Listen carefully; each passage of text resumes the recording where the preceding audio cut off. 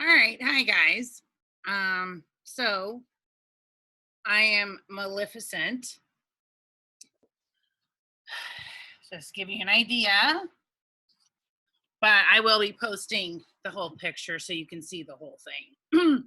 So today's lesson actually is going to discuss the 5 parts of a story. So you guys can actually do my project for me that I did talk about in the Zoom, but I will talk about it also at the end of this PowerPoint presentation. Okay, so let me go get that quickly. Hope everyone's doing okay or even well. It'd be nice if everyone's doing well. So just to give you a heads up, there's only 2 weeks after this one. So we won't be doing this much longer. So I only have 2 more costumes I have to come up with. It's getting a little bit more challenging, but I'm not done yet. I still got 2 in me. And let's see. Oh, let me move that real quick. Okay, let's get to that PowerPoint.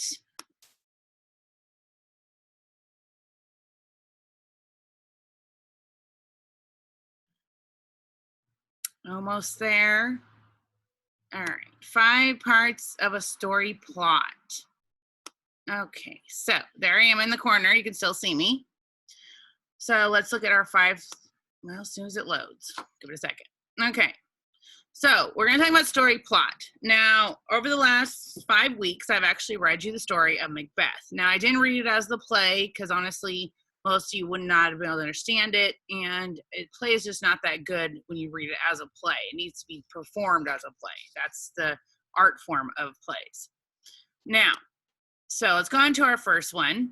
So the example I'm going to be using as we go along for story plot is actually Sleeping Beauty. And the reason why I thought that one would be very appropriate is because I am dressed as Maleficent, who right here, Angelina Jolie played her in the movie, is basically the antagonist of that movie. Sleeping Beauty being the protagonist. Well, the actual fight goes along with the prince, but I just have to go with Sleeping Beauty as being the antagonist. Okay. So anyway, and just to let you know, the castle at Disneyland is actually from the Sleeping Beauty story. That's supposed to be Sleeping Beauty's castle. So if you ever walk through it, you actually see the Sleeping Beauty story as you go through. Now, the link I put here goes to the full written out Sleeping Beauty story if you want to read it. So let's go on to our first part of a story. So the first part of the story, and actually we talked about this quite a bit, was exposition and setting. So in exposition and setting, you're going to introduce your major characters. Okay, it doesn't necessarily mean you'll meet every character, but the major ones. So in Sleeping Beauty, we actually do meet Maleficent. We meet Flora, Fauna, and Merryweather, who are also basically fairy godmothers, but they're the good fairy godmothers.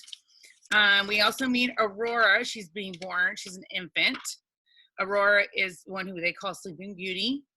And her parents. Her parents are not really main characters, but they're important because of the choices they make in the story. So it also is going to give us location or time period is made known. Now this is a fairy tale. So location is like a fairy tale land, an unreal area. They do live in a castle. So you've got that whole storybook, fantasy type thing going on. And time period, clearly there's not a true time period because it's fairy tale. It can't be a true time period, but these always tend to be set when they would dress like, in the old days, like 1600s, like they dress in, very elaborate gowns and stuff like that. Also, you're going to find out what the conflict in the story is going to be. Now, there may not be anything happening with it yet, but you find out. So in Sleeping Beauty, for example, Aurora, Sleeping Beauty, is born. There is basically a christening, a party for her birth because she is a princess. So she's born to a king and queen. Flora, Fauna, and Merryweather are invited, the good fairies, but Maleficent is not. She finds out about the party and she is upset, to say the least. Okay, so that would be your exposition, your setting. Maleficent is upset. So we've been introduced to our conflict. Now let's go on. So we have our rising action. So in reality, your rising action is going to be probably the biggest portion of your story. So in the rising action, for example, in this, so as I said, Maleficent finds out she wasn't invited, so she gets upset. So since she's upset, she has to do something about it. So what she does is she basically curses the baby, says at 16, she's going to prick her finger on a spindle, which is what they used to make cloth out. Like when they made clothes, they would make yarn and stuff with that. And she's going to die. Now, Flora and Fauna had already done their wishes for the young girl, and Maleficent had just broken in. So there was one person left, Merryweather. So Merryweather could not change the curse, but she could make it lighter. So basically, instead of Aurora dying after she hit the spindle, she's going to be asleep until true love's kiss comes and saves her. All right. So now we know our complete and total problem. So unfortunately, her parents have to send her away. They send her away to live in the forest, so Maleficent can't find her. And Flora and Fauna and Merryweather agree to live without magic at all, because that'll help Maleficent find them in the forest. And so Sleeping Beauty is raised in the forest till she's like 16. Nothing really happens. And then they're going to take her back to the castle at that point.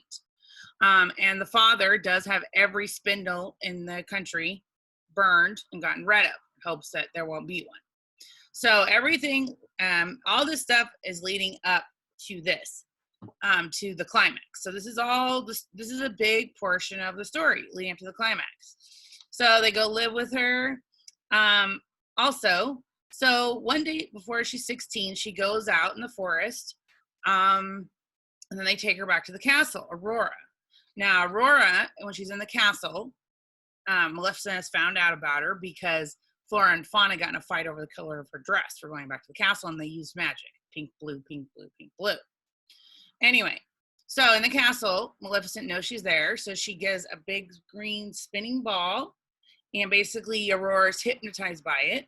She brings her to not a well-known place in the castle, and basically has a magic spindle there. And Aurora does prick her finger, and she goes into a deep sleep. So she's not dead because that's fixed. And this is still actually leading up to the climax. We actually aren't at the climax yet. This is still leading up to those steps.